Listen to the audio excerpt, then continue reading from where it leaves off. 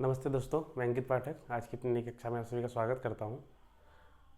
ये कोर्स हम UGC net paper 2 Hindi के लिए प्रिपेयर कर रहे हैं और इस कोर्स की आज ये 10वीं कक्षा है। तो इस कक्षा को शुरू करने से पहले हम देख लेते हैं कि इसके पहले हमने कल क्या देखा था। हमने इकाई 1 के जो है हिंदी भाषा और उसका विकास, उसका जो टॉपिक 1 था हिंदी की ऐतिहासिक पृष्ठभूमि, उसको हमने उसके सारे टॉपिक हमने देख लिए थे। और अब उस टॉपिक से रिलेटेड कुछ जो क्वेश्चंस पिछले परीक्षाओं में पूछे गए हैं नेट एग्ज़ाम में, उनका हम आज देखेंगे, फिर हम अगले टॉपिक की ओर बढ़ेंगे।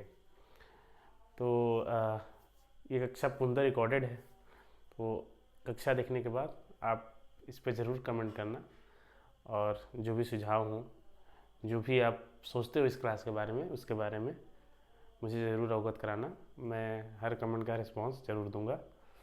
तो चलिए शुरू करते हैं आज की कक्षा।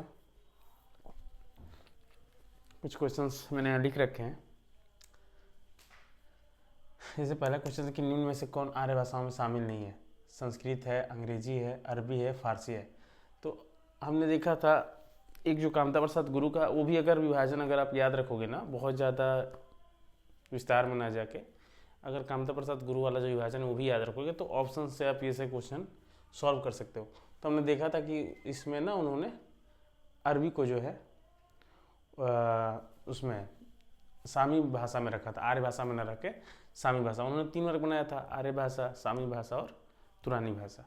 तो सामी भाषा में इसने अरबी का रखा था, यानी कि आर्य भाषा में ये नहीं आएगी। तो इसमें सही उत्तर क्या हो जाएगा? अरबी। फिर दूसरा क्वेश्चन जो है, मतलब यही क्वेश्चन था, एक अगली बार उसमें क्या ऑप्शन पूछा था? यूनानी, लैटिन, प्राकृत, तुर्की। तो तुर्की पता है हमें कि तुरानी भाषा में है। तो ये वाले क्वेश्चन ना, ये तो काफ़ी बार आए। अगर पिछले आप 8-10 साल का क्वेश्चन देखोगे तो उसमें कम से कम ना 5-6 बार यही क्वेश्चन आ चुका है कि निम्न में से कौन आर्य भाषा में शामिल नहीं है। और लगभग कामता प्रसाद गुरु का जो चार्ट है उसमें से ही जितनी भाषाएं हैं, बहुत ज़्यादा भाषाएं भी आपको याद नहीं करनी है, उतने में से ही आप सॉल्व करोगे। तो एक वो और एक वो जो हमने सतम और केंटम वर्ग में जो देखा था, तो उसमें जितनी भाषाएं थी, अगर उतना याद रहोगे तो ये बता पाओगे कि हाँ ये भाषा आर्य भाषा में थी। तो कौन नहीं थी वो आप आराम से उसको ऑप्शन में चूज कर सकते हो। और एक चीज़ और, ये अरबी तो जरूर याद रख लेना, ये इतनी बार आ चुका है कि इस वर्ड को तो याद रख लेना कि ये जो है आर्य भाषा में नहीं है, इतना याद रखना है। ठीक है।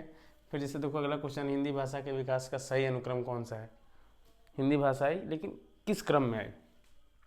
तो आपको पता है कि सबसे पहले हमारी जो सबसे पहली भाषा थी आर्य भाषा में, वो संस्कृत मानी जाती है।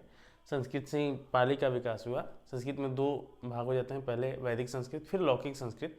उसके बाद हमारी पाली आई, फिर पाली के बाद प्राकृत आई, प्राकृत के बाद अपभ्रंश आया, और अपभ्रंश के बाद जो भी हमारा हिंदी का स्वरूप है। तो ये ऑप्शन हो जाएगा, पाली, फिर प्राकृत, फिर अपभ्रंश, फिर हिंदी। तो ये ऑप्शन हमारा सही हो जाएगा। उसके बाद मुंडा भाषा परिवार का क्षेत्र कौन सा है? मुंडा भाषा परिवार में देखा था, जब हम पढ़ रहे थे ना कि भारत में 4 भाषा परिवार की भाषाएं बोली जाती हैं, तो उसमें जो हमारा आष्ट्रिक भाषा परिवार था उसके अंतर्गत ये भाषा आती है, खासी, संथाली और मुंडा। तो मुंडा भाषा क्षेत्र का बहुत ही सीमित क्षेत्र में छोटा नागपुर बिहार का एक इलाका है। इसको आप, शायद मैंने उस टाइम पे लिखवाया नहीं था, तो इसको नोट्स में कहीं लिख लेना कि ये ऑस्ट्रिक भाषा परिवार, मुंडा जो है ऑस्ट्रिक।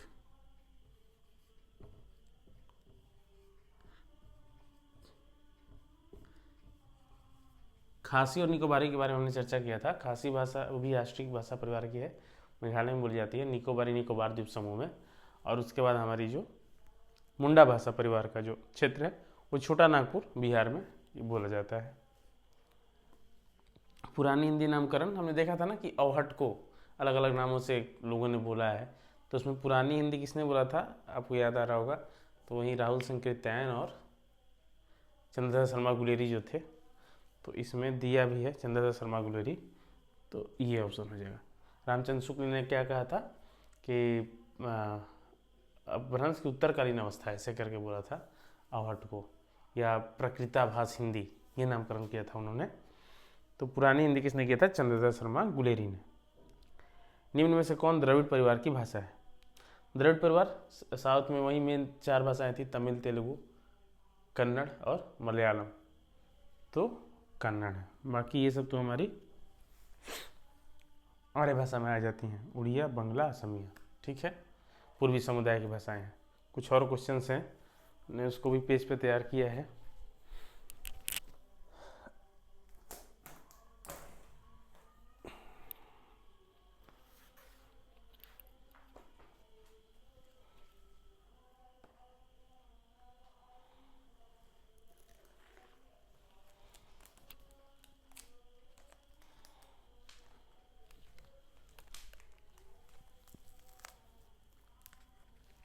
यही कुछ देसी जुगाड़ लगा के इसको मैं तैयार किया हूँ।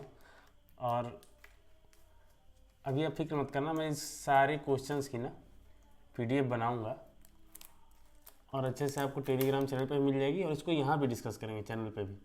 अब इसको मैं प्रिपेयर कर रहा हूँ, सारे जो भी क्वेश्चंस आए हैं इस टॉपिक से वो सारे आपको मिल जाएंगे।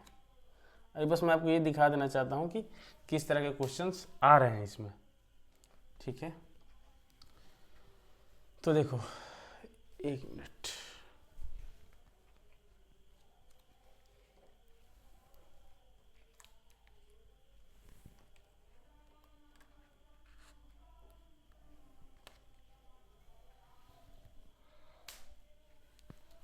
ठीक है, फिर आप इसको बस देख लो एक बार, समझ लो कुछ और क्वेश्चंस है क्या है। उसके बाद जो है हम इसका पीडीएफ मैं आपको अवेलेबल कराऊंगा। पीडीएफ हम डिस्कस भी करेंगे, बहुत सारे क्वेश्चन है। जैसे देखो, इनमें से कौन सामी भाषाओं में शामिल नहीं है? ये सीधे कहाँ से आया है? जो हमारा कामता प्रसाद गुरुआ का जो हमने वर्गीकरण पढ़ा था, तो सामी भाषा में कौन सा था? ईरानी, अरबी, हफ्सी था, फारसी नहीं था। फारसी किस में आ जाता है?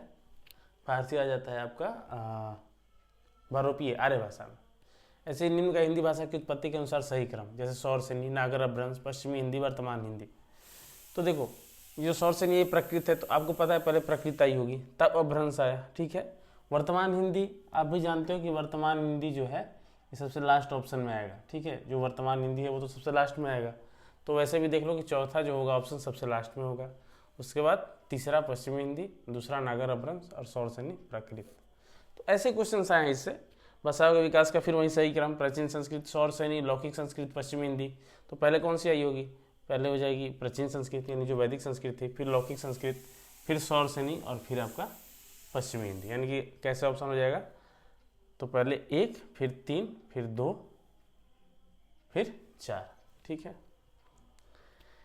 किस भाषा का विकास सौरसेनी अपभ्रंश से हुआ? सौरसेनी अपभ्रंश से आप जानते हैं कि जो हमारी पश्चिमी हिंदी थी, गुजराती, राजस्थानी, पहाड़ी, इन सब का विकास हुआ था। तो देखो, सिंधी का विकास किससे हुआ था? सिंधी का विकास हमें पता है ब्राचड़ से। जो भोलानाथ तिवारी वाला चार्ट था ना, किस अपभ्रंश से कौन सी आर्य भाषाएं हैं, उसमें से आप बता सकते हो। मराठी, महाराष्ट्री से, पंजाबी तक एक तरह की पैसाची ही थी। तो सौरसेनी से कौन सी भाषा? गुजराती। ठीक है, कौन पूर्वी समुदाय की भाषा नहीं है? उड़िया, मराठी, बिहारी, बांग्ला। ये तो ऐसे ही बता सकते हो आप, मराठी जो है महाराष्ट्री समुदाय की हो जाती है, बाकी ये सब पूरी समुदाय की भाषाएं हैं। सिंधी भाषा का विकास अपभ्रंश की किस बोली से हुआ? तो सिंधी का हमने पढ़ा था ब्राचड़ से। हालांकि ये ऑप्शन जो है थोड़ा सा मतलब कन्फ्यूजन करने वाला है, ब्राचड़ और पैसाची। पैसाची का ही एक जो है ना एक रूप है ब्राचड़। तो ठीक है, अगर डायरेक्ट ब्राचड़ दे रखा है तब तो यही ऑप्शन होगा, नहीं तो पैसाची अगर रहती और दूसरे ऑप्शन रहते तो यहाँ पे हमारा पैसाची भी हो जाता। तो ब्राचड़ ही लगाना सिंधी भाषा का। ठीक है, सुनीति कुमार चटर्जी के अनुसार पूर्वी हिंदी किस वर्ग में आती है? तो सुनीति कुमार चटर्जी ने पूर्वी हिंदी को रखा था प्राच्य में। प्राच्य मतलब पूरब होता है, ऐसे याद रख लेना। प्राच्य मतलब पूरब, तो पूरब को इन्होंने पूर्वी हिंदी के वर्ग में रखा। ठीक है, और धीरेन्द्र वर्मा ने क्या किया था? उसको मध्य देशीय में कर दिया था। पूर्वी हिंदी को, राजस्थानी को मध्य देशीय में कर दिया था। इन्होंने पूर्वी हिंदी को प्राच्य में रखा था। तो ये हमारे कुछ क्वेश्चंस हैं, और आप इसके क्वेश्चंस को लेकर परेशान मत होना। इसके पूरा पीडीएफ में जो भी अभी तक क्वेश्चन आए हैं और कुछ प्रैक्टिस के लिए भी, वो पूरी अवेलेबल कराऊंगा टेलीग्राम पे। और जो पूरी पीडीएफ बनाएंगे तो हम अभी इसको डिस्कस भी करेंगे अपने इसी चैनल पे। तो क्वेश्चंस को लेकर आप परेशान नहीं होना। मैं एक बार ये दिखाना चाहता था कि हाँ, हम जो पढ़ रहे हैं उसमें से किस तरह के क्वेश्चन बन रहे हैं नेट एग्जाम में। तो देख रहे हो कि अगर आप कॉन्सेप्ट आपका अच्छा से क्लियर है तो बस वही सब चीज़ों को घुमा के क्वेश्चंस पूछ रहा है वो, तो आप बता सकते हैं आसानी से। ठीक है, अभी मैं इसको हटाता हूँ।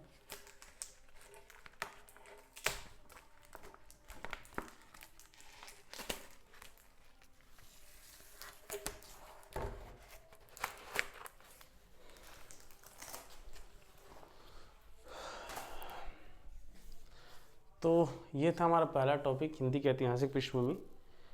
इसमें हमने प्राचीन भारतीय आर्य भाषा, मध्यकालीन भारतीय आर्य भाषा, फिर अपभ्रंश, अवहट्ट और हिंदी तीनों के संबंध क्या थे, फिर आधुनिक भारतीय आर्य भाषा कौन कौन सी हैं, उनका क्या विशेषताएं हैं, कैसे वर्गीकरण है, इनकी चर्चा की।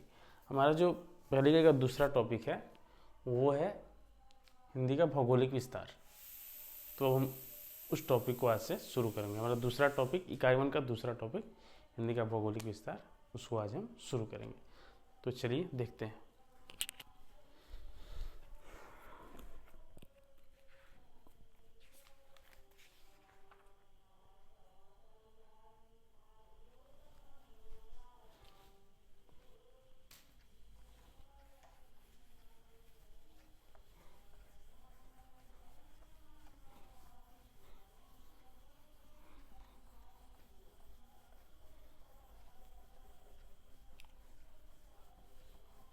अगर आप कंसेप्ट अच्छे से पढ़ोगे तो क्वेश्चंस, हाँ ये हो सकता है कि 10-20 क्वेश्चन हो तो उसमें से एक क्वेश्चन कुछ ऐसा दे सकता है कि उसी टॉपिक से हो, लेकिन थोड़ा सा एकदम से लग जाए कि हाँ ये आपको लगे कि समझ में नहीं। लेकिन 19 क्वेश्चन तो ऐसे होंगे कि आप आसानी से कर पाओगे किसी भी टॉपिक में, और वो एक क्वेश्चन रहेंगे।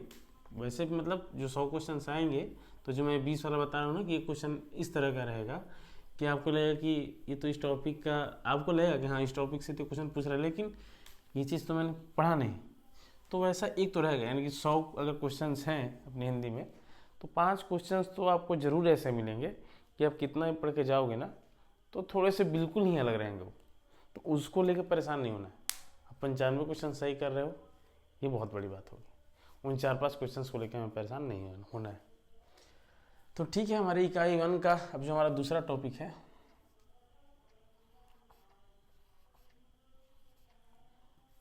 दूसरा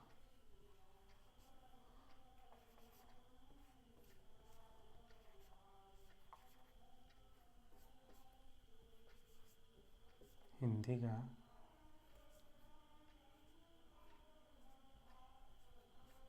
भौगोलिक विस्तार।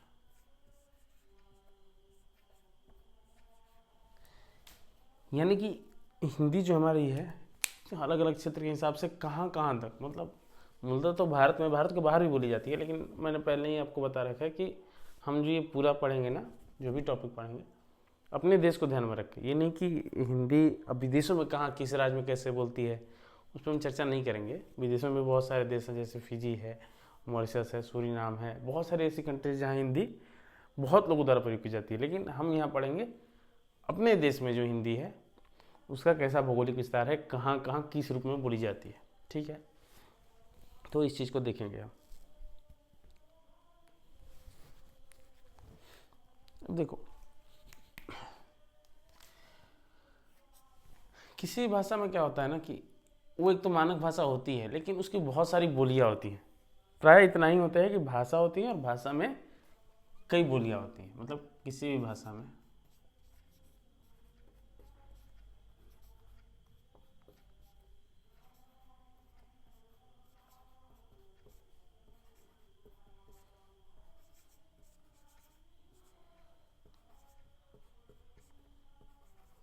कई बोलियां होती हैं।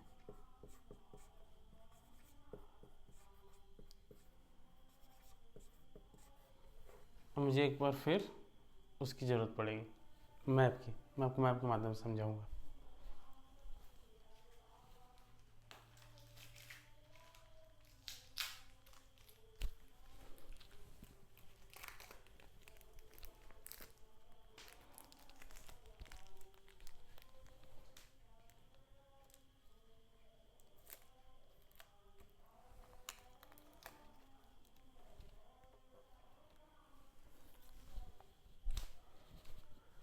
कई बोलियां, यहाँ से आप इसको लिखना।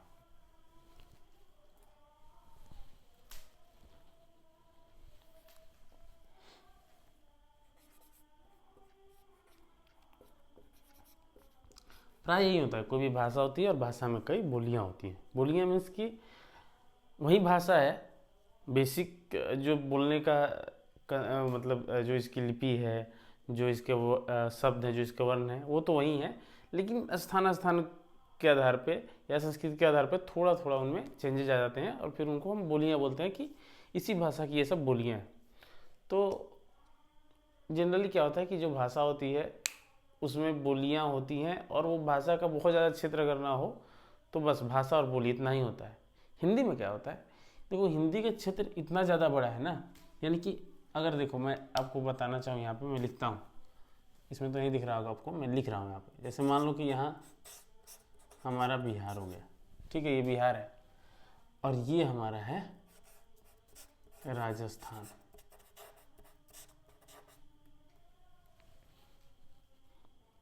ठीक है, हमारा बिहार हो गया, ये हो गया राजस्थान।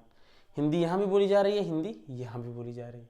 ऐसे ही देखो महाराष्ट्र, ये मराठी हो गई, मराठी हो गई, तो चलो मराठी को हटा दो आप। मध्य प्रदेश, महाराष्ट्र के सबसे ऊपर ये बीच का हिस्सा मध्य प्रदेश, हिंदी यहाँ भी बोली जा रही है और हिंदी यहाँ भी बोली जा रही है हिमाचल प्रदेश का ये जो पहाड़ी इलाका है।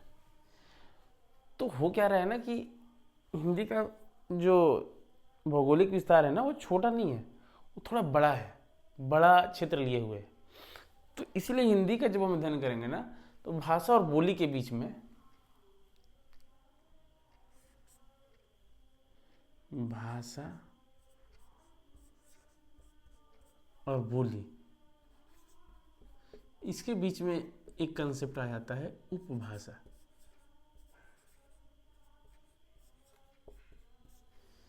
वो अपने एक हिंदी में कहावत सुनी होगी कि 4 कोस पर पानी बदले 8 कोस पर बानी। मतलब हमारे यहाँ कहावत है, हमारे भारत में काफ़ी जगह ये कहावत सुनी होगी आपने कि 4 कोस पर पानी बदले 8 कोस पर बानी, यानी कि 4 कोस की दूरी पे पानी बदल जाता है और 8 कोस पे बानी, यानी कि हमारी भाषा बदल जाती है। तो अब देखो, मान लो कि मैं बात करूँ, यहाँ हमारा बिहार है, ठीक है, ये हमारा यूपी वाला इलाका हो गया, तो बिहार से सटा हुआ यहाँ एक इलाका, अगर ये एक इलाका एक हुआ, ये लखनऊ है, यहाँ पे इसके इलाके का नाम 2 दे दूँ, थोड़ा सा आगे बढ़ूँ इधर में थोड़ा साइड नाम 3 दे दूँ, तो अगर ऐसे है कुछ इलाका है, इलाका 1 है, उसके आगे है 2, उसके आगे है 3, ठीक है, ऐसे 4 5 6 7 इस तरह से मान लो। तो क्या होगा कि जो इलाके 1 में जो हिंदी की जो रूप जिस तरीके से बोली जा रही है, अगर हम इलाके 2 में पहुंचेंगे तो बहुत ज़्यादा अंतर नहीं होगा, क्योंकि पास पास का है, तो हो सकता है थोड़ा बहुत अंतर हो, लेकिन बहुत अंतर नहीं होगा। लेकिन अब फिर आप जब इसकी तुलना करेंगे 1 और 8 से ना, तब ये अंतर बहुत ज़्यादा हो जाएगा। यानी कि अगर बिहार के यहाँ मध्य में जो बोली जा रही है और राजस्थान का ये इलाका समझ लो आप, तो ये जो दूरी है ना ये बहुत ज़्यादा बढ़ जाती है और फिर भाषा में कुछ ज़्यादा ही अंतर आ जाता है। हिंदी ही है लेकिन उसके भाषा में बहुत ज़्यादा अंतर आ जाता है। अब राजस्थान का एक मारवाड़ी बोलने वाला और बिहार में मान लो कोई मगही बोल रहा है, तो उन दोनों के बाद, दोनों ही हिंदी है लेकिन उन दोनों को बात करने में कठिनाई होगी। ऐसा नहीं कि समझ नहीं पाएंगे, हिंदी वाले हैं तो कुछ ना कुछ समझेंगे, लेकिन उनको कठिनाई होगी। और वहीं राजस्थान की बात करें हम, तो राजस्थान के अंदर जो उसकी बोलियां हैं उसमें वो एक दूसरे के साथ ज़्यादा कंफर्टेबल होंगे। लेकिन जो मैंने बात की कि यहाँ से यहाँ की दूरी वो ज़्यादा ही बढ़ जाती है। तो इतना भौगोलिक विस्तार होने की वजह से हमारी हिंदी भाषा के अगर हम भौगोलिक विस्तार का अध्ययन करेंगे तो उसमें एक कंसेप्ट आ जाता है उपभाषा का। उपभाषा को क्या किया गया कि बहुत सारी बोलियों के समूह को मिला के उपभाषा बनाई गई। तो इस तरह से क्या हुआ कि इसका अध्ययन करना थोड़ा आसान हो गया। तो हिंदी में 5 उपभाषाएं हैं और उन 5 उपभाषाओं की अलग अलग बोलियां हैं। तो देखो एक बार इस तीनों कंसेप्ट को समझ लेते हैं।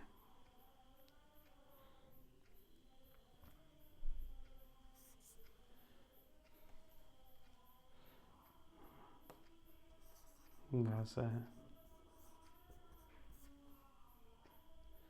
उपभाषा है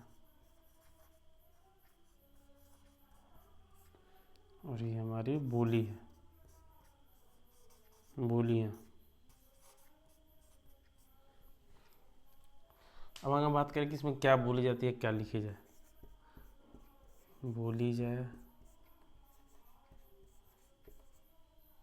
या लिखने योग्य, ऐसे कर लो, बोलने योग्य या लिखने योग्य।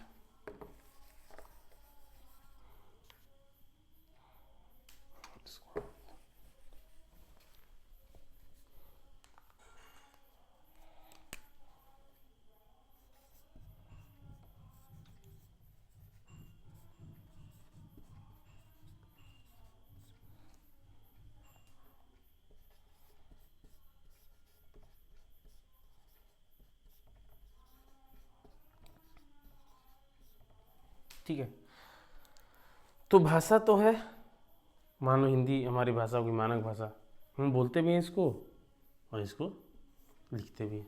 ठीक है, बोलने योग्य भी है और लिखने योग्य। उपभाषा क्या है? ये एक बस कंसेप्ट है, यानी बहुत सारी बोलियों का समूह। जैसे राजस्थान में बहुत सारी बोलियां हैं ना, मारवाड़ी, मेवाती, जयपुरी, ठीक है, मालवी, तो इनको समूह बना के एक नाम दे दिया कि ये राजस्थानी उपभाषा के अंतर्गत आएंगे।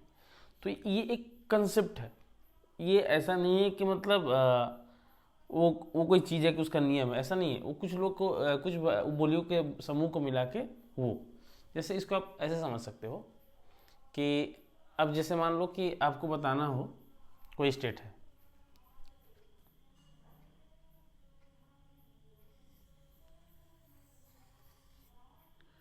यहाँ मान लो उत्तर प्रदेश अपना स्टेट हुआ, ठीक है। अब उत्तर प्रदेश में बहुत सारे ज़िले हैं, जैसे कि अपना ये इसमें मैप से समझ लो, यहाँ लखनऊ हो गया, और क्या बोलते हैं इधर इलाहाबाद हो गया, और इलाहाबाद, लखनऊ, ये सब मान लो ये सारे इलाके हैं। अब इस इलाके में हम कहेंगे, अब ये लखनऊ है, अब लखनऊ में हम बोलेंगे, अब यहाँ पे आके बोलेंगे कि भाई इसमें उत्तर प्रदेश कहाँ है। तो उत्तर प्रदेश तो ऐसा नहीं है कि ना कि ये लखनऊ में नहीं है, लखनऊ उत्तर प्रदेश के अंतर्गत आएगा, लेकिन ये नहीं कह सकते कि ये लखनऊ है। उत्तर प्रदेश है क्या? ये तो बहुत सारे जिलों के समूह को बना के उत्तर प्रदेश बनाया है ना।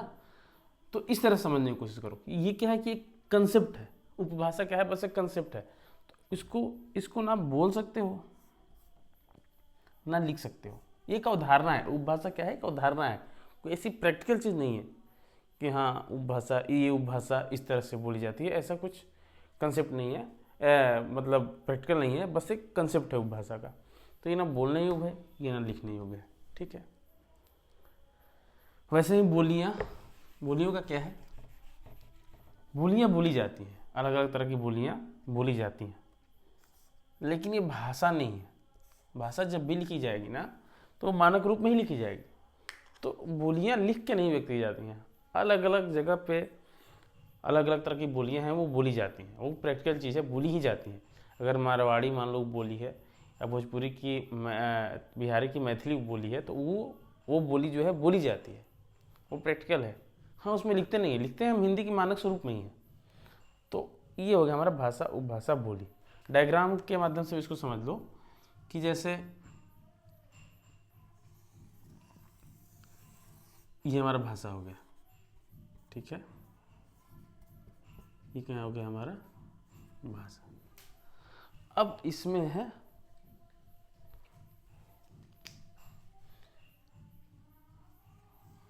1 2 3 ऐसे चार क्या ये सब उपभाषाएं हैं, उपभाषा, ठीक है। ये चारों मान लो उपभाषा हो, और इन उपभाषाओं की अलग अलग बोलियां होंगी,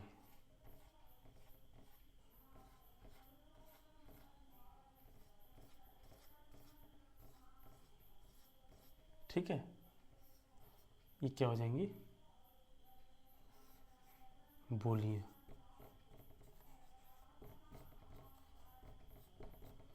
तो ये डायग्राम के माध्यम से समझ लो, भाषा है, उसके कुछ बोलियों को मिलाकर हमने उपभाषा वर्ग बना दिया। मान लो 4 उपभाषा होगी, तो उन 4 उपभाषाओं में अलग अलग बहुत सारी बोलियां होंगी। ये संख्या बोलियों की 4 5 वो कितना भी हो सकती है अलग अलग भाषा के आधार पर। मैं बस यहाँ समझाने के लिए बोल रहा हूँ। ऐसे उपभाषा भी जरूरी नहीं कि 4 ही हो, 5 हो, 6 हो, अलग हो, लेकिन हिंदी के परिप्रेक्ष्य में अगर हम देखेंगे तो हमारी 5 उपभाषाएं हैं। तो ये है भाषा, उपभाषा और बोली का कंसेप्ट। तो मेन वही होता है, भाषा होता है, भाषा में कई बोलियाँ होती हैं, लेकिन चूंकि हिंदी का भौगोलिक विस्तार ज़्यादा है तो उसमें एक उपभाषा का कंसेप्ट भी आ जाता है। तो अब आप ये चीज़ समझ गए होंगे, भाषा, उपभाषा, बोली। इसका अगर आप एक क्रम भी देखना चाहें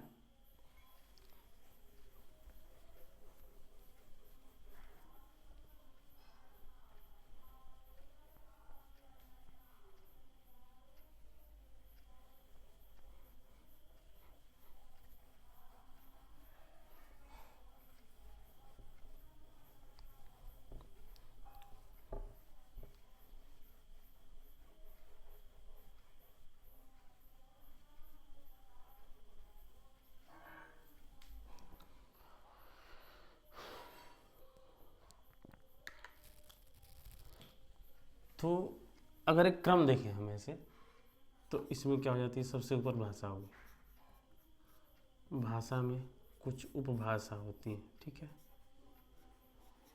हर एक भाषा की कुछ बोलियां होती है। अच्छा, कभी कभी क्या होता है, बोलियों का भी ना क्षेत्र इतना बड़ा हो जाता है, ये क्या कि भाषा तो अपने अध्ययन के लिए सब चीज़ें बना है, ठीक है। तो बोलियों का भी क्या हो जाता है कि इतना बड़ा क्षेत्र हो जाता है कि उसकी भी कुछ अलग अलग क्षेत्र पे अलग अलग विशेषताएं हो जाती है। तो एक उपबोली का भी कंसेप्ट आ जाता है। बोलियों के अंदर बहुत सारी उपबोलियां, मतलब कि उसमें भी अलग अलग क्षेत्र में अलग अलग तरीके से बोलने का जो विशेषता हो जाता है, तब उपबोली में बांट के उसका अध्ययन करना पड़ता है।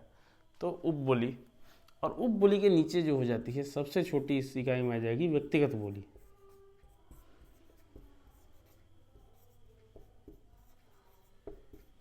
यानी कि अगर हम बोलने के आधार पे, वाक्य के आधार पे अगर भाषा की सबसे छोटी इकाई मानेंगे तो व्यक्तिगत बोली हो जाती है, कि एक आदमी के बोलने का तरीका। ये तो ऐसे भी होता है ना कि बोलने का तरीका आदमी आदमी के ऊपर भी निर्भर करता है। कुछ लोग के बोलने के टोन में हमेशा एक वर्ड रहेगा, वो उस चीज़ को जरूर बोलेंगे, ठीक है। जैसे कि ऐसे च च ऐसे काफ़ी लोग कर देते हैं, तो उनका एक तरीका है, वो व्यक्तिगत बोली है, उससे नीचे कोई इकाई नहीं है। तो भाषा से शुरू होकर व्यक्तिगत बोली तक ये सारी चीज़ भाषा के अंतर्गत ही आएगी, ठीक है। तो यही पूछ लेना, कभी कभी एग्जाम में आया है कि सबसे छोटी इकाई क्या हो जाएगी, तो वो हो जाएगी व्यक्तिगत बोली।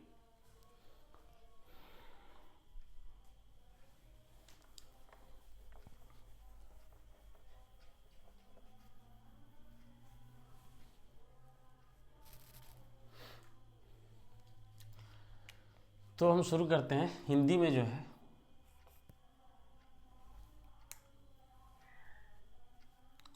हिंदी में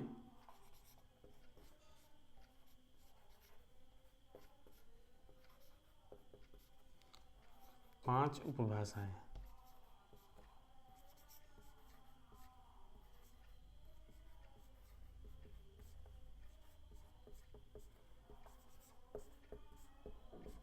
ठीक है, हिंदी में 5 उपभाषाएं कौन कौन सी? पहली राजस्थानी,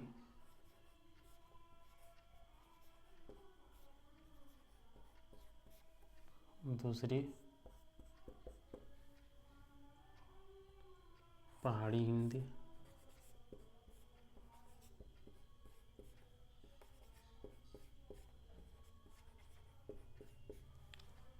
तीसरी पश्चिमी हिंदी,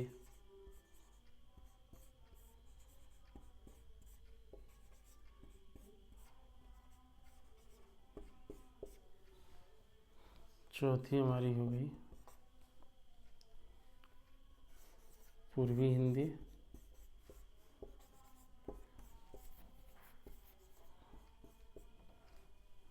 और पांचवी बिहारी हिंदी।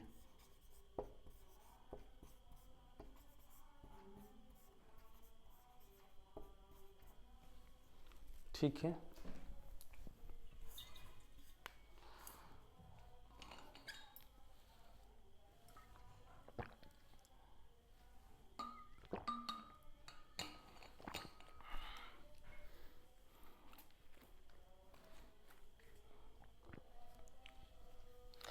यही मेन 5 उपभाषाएं हिंदी की, और इन्हीं का हमें अध्ययन करना है कि इन 5 उपभाषाओं की क्या विशेषताएं हैं, और इसके अंतर्गत कौन कौन बोलियां हैं, उन बोलियों की क्या विशेषताएं हैं, और वो किस क्षेत्र में बोली जाती हैं, उनका क्षेत्र विस्तार क्या है।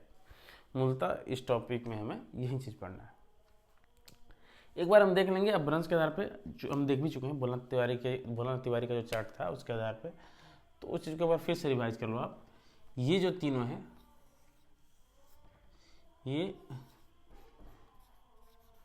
सौर श्रेणी अपभ्रंश से विकसित हैं। सौर श्रेणी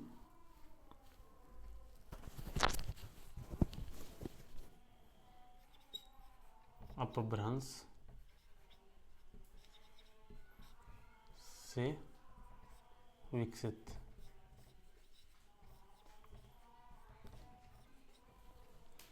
हाँ, जो पूर्वी हिंदी है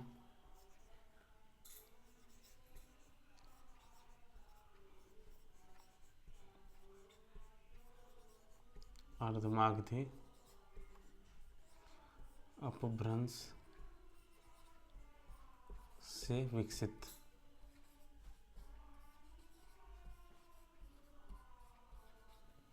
और जो बिहारी हिंदी है वो है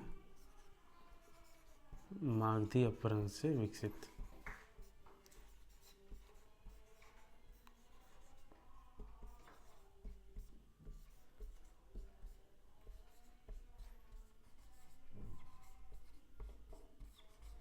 तो इसको आपको याद रखना है, ये पांचों उपभाषाएं किस अपभ्रंश से विकसित हैं। जो हम भोलानाथ तिवारी का पढ़ रहे थे आर्य भाषा का वर्गीकरण, उसमें भी इस बारे में हमने चर्चा कर ली थी। तो ये हो गई पांचों उपभाषा। अब इन पांचों उपभाषाओं को हम बारी बारी से पढ़ेंगे, इनमें क्या क्या बोलियां हैं वो देखेंगे। तो पहले राजस्थानी है, यहीं से हम शुरू करते हैं।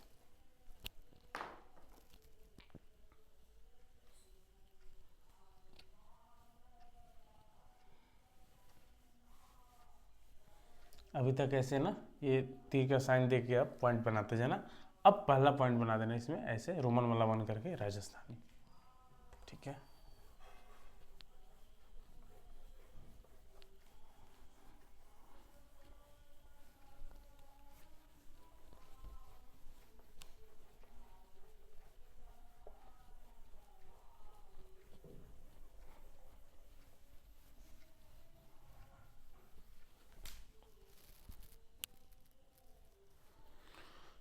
अब पहली हमारी हो गई उपभाषा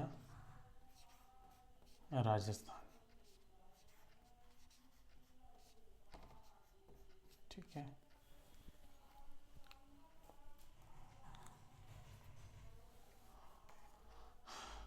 इसमें स्टार ऐसे करके बनाना। तो राजस्थानी जो है इसकी क्षेत्र वही है, नाम से भी है, क्षेत्र राजस्थान का इलाका है, राजस्थान में बोली जाती है ये।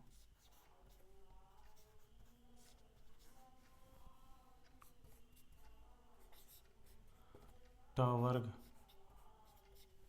ठीक है, फिर इसको ऐसे लिखो, ट वर्ग लिखो, ट, ठीक है, ट वर्ग बहुला भाषा।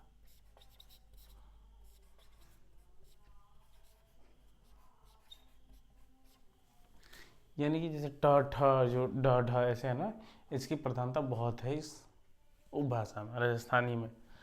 और टवर्ग का ये समझ रहे हैं, कवर्ग मतलब क से अंग, चवर्ग मतलब च से य, टवर्ग मतलब ट से ण, तवर्ग मतलब त से न। तो इस तरह से तो टवर्ग बहुला भाषा है, टवर्ग की प्रधानता इसमें काफ़ी ज़्यादा। अगर संख्या के आधार पे देखें तो 4 करोड़ से अधिक लोग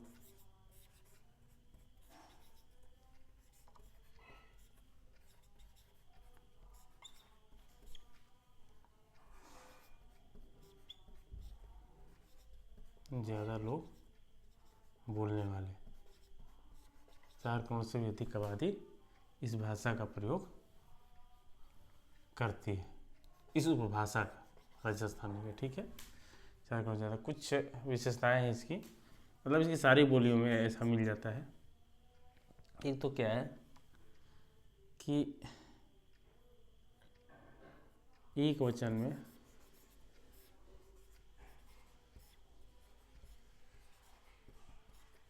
ऊ लगाने की प्रवृत्ति अंत में,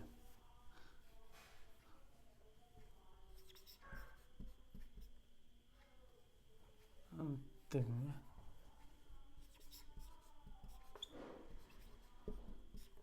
ओ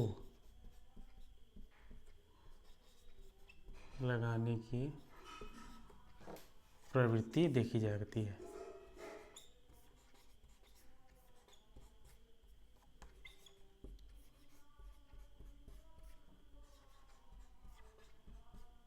आपने सुना भी होगा ना फेमस लाइन, पधारो मारो देश, मतलब वो रहता है क्या, पधारो मारो, ठीक है,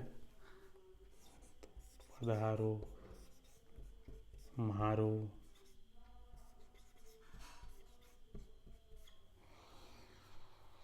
ठीक है। तो वो लगाने की एक प्रवृत्ति देखी जाती है। उसके बाद बहुवचन में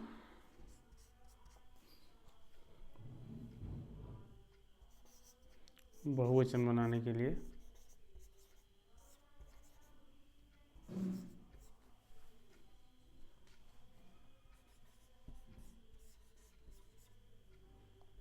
शब्द के अंत में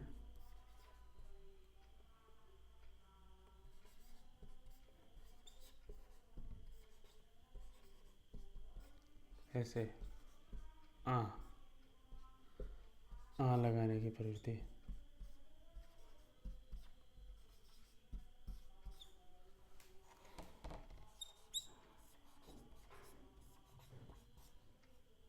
इन्हीं क्या हो जाएगा, इस रात है रातां, ठीक है, बातां, ऐसे हाथां। तो ये एक प्रवृत्ति देखने को मिलती है।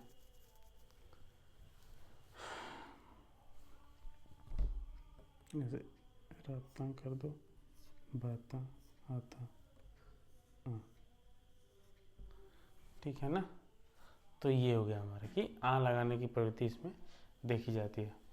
कुछ प्रसर्ग में भी, प्रसर्ग हमने जो पढ़ा था ना, मतलब प्रसर्ग की जगह मान लो जो कारक वाली विभक्ति है, उसमें भी इनकी कुछ फिक्स प्रवृत्ति है जो देखने को मिलती है। प्रसर्गों में क्या, को की जगह ने, ठीक है, और से के जगह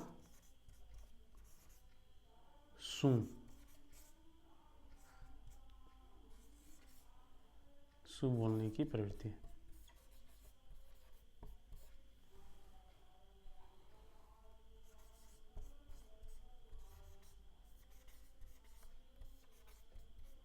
यानी जैसे कैसे राम को पुस्तक, राम ने ऐसे करके राम ने पुस्तक दी, राम से मांगो, राम सू मांगो।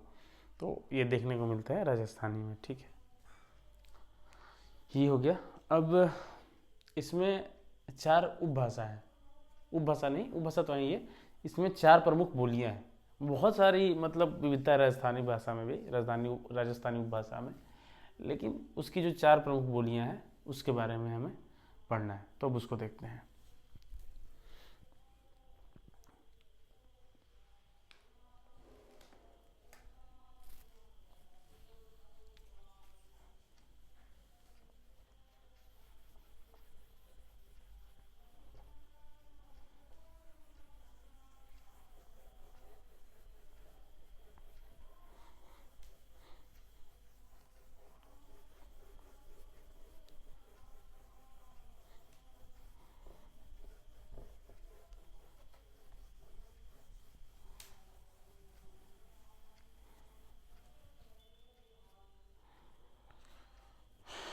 तो इसमें अब लिखना है इसकी 4 प्रमुख बोलियां हैं।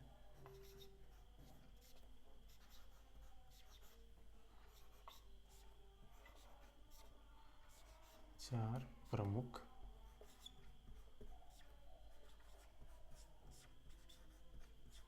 बोलियां हैं, ठीक है। कौन कौन सी, मारवाड़ी,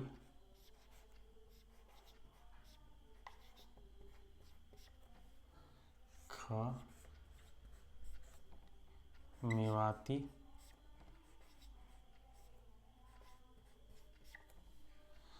ग माली, ठीक है, घ जयपुरी, और इसी जयपुरी को ढूंढानी भी बोलते हैं, ठीक है, जयपुरी या ढूंढानी। तो इसकी 4 प्रमुख बोलियां हैं। अब इन बोलियों का क्या क्षेत्र है, ये हर एक बोली की क्या विशेषता है, किस किस क्षेत्र में बोली जाती हैं और किसमें साहित्य कौन सा देखने को मिलता है, इन सब की चर्चा हम बारी बारी से हर बोली में करेंगे। तो इस चर्चा को हम कल शुरू करेंगे, कल से शुरू करेंगे इसकी सारी बोलियों के बारे में और फिर अगली उपभाषा के बारे में देखेंगे। तो आज के लिए इतना ही रोकते हैं। और जो मैंने PYQ जो दिखाए थे आपको क्वेश्चंस, तो ऐसे मत सोचना कि ये आज अच्छे से अवेलेबल या ज़्यादा क्वेश्चन नहीं हो पाए, इस पर भरपूर क्वेश्चंस हैं और मैं आपको उपलब्ध भी कराऊंगा अपने टेलीग्राम चैनल पे। उस पर मैं डालूंगा उसका PDF, तो वहाँ से आप उसको देखना, उसकी प्रैक्टिस करना, और बता भी दूंगा जब मैं उसको अपलोड करूँगा क्वेश्चंस को। तो यही सब PDF मैं चाहता हूँ ना कि PDF बहुत कम से कम दूँ आपको। आप जो भी चीज़ें हो ना क्लास में ही कवर करो, कि आपको बस क्लास देखना है, आप पे बहुत ज़्यादा लोड ना हो, यही चीज़ मैं करना चाहता हूँ। जहाँ ज़रूरत हो कि हाँ मुझे PDF देना है, तो उस PDF को मैं आपको ज़रूर उपलब्ध कराऊँगा, और वो भी पहले मैं समझाऊँगा उसको, हर चीज़ को डिस्कस करेंगे, तब वो PDF आपके पास आएगी। तो पहली PDF मेरे वहीं रहेगी जो इकाई 1 का हमने पहला टॉपिक किया, उसके क्वेश्चंस एक जगह इकट्ठा करके उसका PDF आपको अवेलेबल कराऊंगा, और अभी क्लास में भी उसको डिस्कस कराऊंगा, ठीक है। कुछ अभी टेक्निकल कमी पड़ रही है, तो सब चीज़ें मेरे पास अरेंज हो जाती हैं, तो फिर वहाँ यहाँ पे भी हम उसको डिस्कस करेंगे PYQ को। तब तक हम अपना अगला टॉपिक शुरू किए हैं, इसमें हम बढ़ते रहेंगे। बीच में एक दिन किसी क्लास में जो पहला टॉपिक है हिंदी भाषा और उसका विकास, उसके PYQ हम जरूर करेंगे, ठीक है।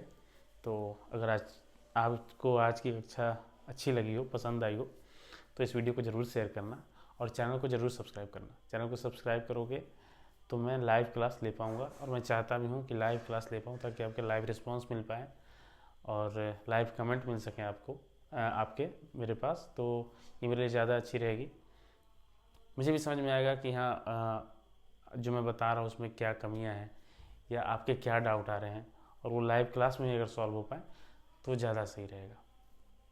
तो ठीक है, कल फिर मिलते हैं एक नई कक्षा में आपके साथ। तब तक अपना और अपनों का ख्याल रखिए। धन्यवाद।